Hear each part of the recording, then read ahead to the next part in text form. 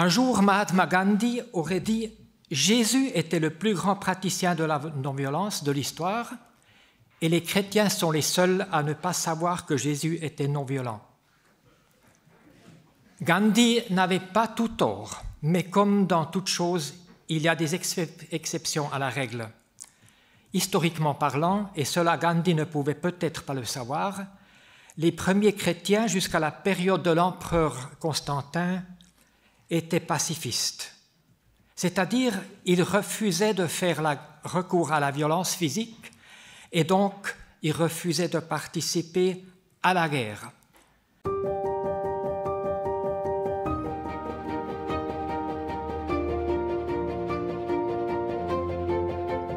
Sont comptés parmi les églises historiquement pacifistes les anabaptistes ménonites, les Quakers, la Société religieuse des Amis, et la Church of the Brethren, les frères, l'Église des frères.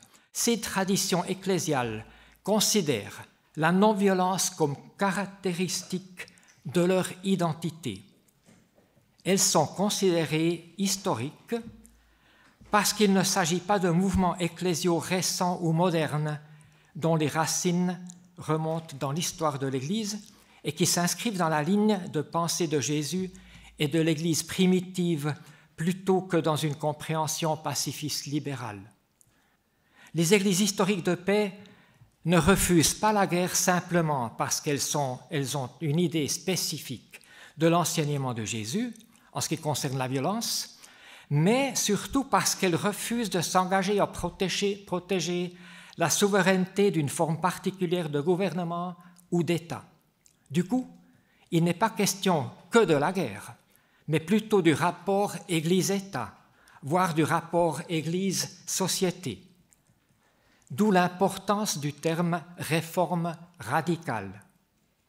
J'insiste là-dessus dans un contexte, surtout en France du XXIe siècle, où la notion du radicalisme est occupée entièrement par l'image de la violence terroriste et de la cruauté.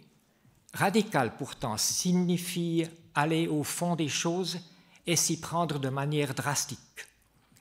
En ce qui concerne la réforme radicale, le fond n'est pas uniquement la référence à la Bible, car les réformateurs aussi se réfèrent à la Bible, sola scriptura, mais la radicalité anabaptiste vise autant la dimension sociale et politique, la liberté de conscience et les présuppositions anthropologiques. En l'occurrence, les anabaptistes n'étaient pas d'accord avec l'idée dominante selon laquelle l'être humain est absolument mauvais et perdu d'emblée. Pour eux, l'image divine dans l'humain est corrompue, mais elle n'est pas totalement anéantie. Dans cette optique, un nouveau-né n'a pas besoin de baptême. La présence divine dans l'humain fait toute la différence dans la question de violence et de la paix. Si l'être humain est complètement pourri, alors il est normal que non seulement il y ait la guerre, mais qu'elle puisse être nécessaire ou justifiée pour combattre le mal qui émane de l'être humain. Par contre, si l'être humain porte en lui ou elle l'étincelle divine, comme le disent les Quakers, alors tuer un être humain est une offense contre le divin et sa création, le vivant. En plus, on affirme que l'humain est capable de la paix. Tout cela est une question de foi et de spiritualité appliquée plutôt que de doctrine. Il faut admettre, cependant, que cette approche radicale de la réforme n'a pas été limitée aux seules églises historiques de paix.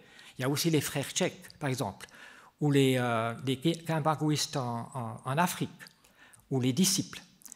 Cette approche trouve aussi une expression individuelle ou collective parmi d'autres traditions confessionnelles ou religieuses. Inversement, pas tous les membres des églises de paix ont adhéré à cette vision et des dénominations entières ont parfois laissé tomber leur héritage radical, notamment les Ménonites en Allemagne du Troisième Reich ou les Suisses et les Français après le mouvement du réveil piétiste au début du XXe siècle. Mais le mouvement anabaptiste du XVIe siècle était ni uniforme ni unanime en ce qui concerne le pacifisme ou la forme et la structure ecclésiale. La polygenèse du mouvement a été élucidée après la Deuxième Guerre mondiale et son évolution théologique et ecclésiale a été forgée dans la rencontre et le dialogue avec d'autres traditions. Entre-temps, le mouvement s'était répandu dans le monde entier, soit par émigration, soit par la présence missionnaire ou humanitaire. La redécouverte de cet héritage, un certain idéalisme ou romanticisme, ainsi que l'isolement des communautés, ont été dépassés et surmontés grâce à la recherche académique et au dialogue et la coopération au sein du mouvement œcuménique dès la fin des années 40, ainsi qu'à la multiplication des rencontres œcuméniques au niveau local.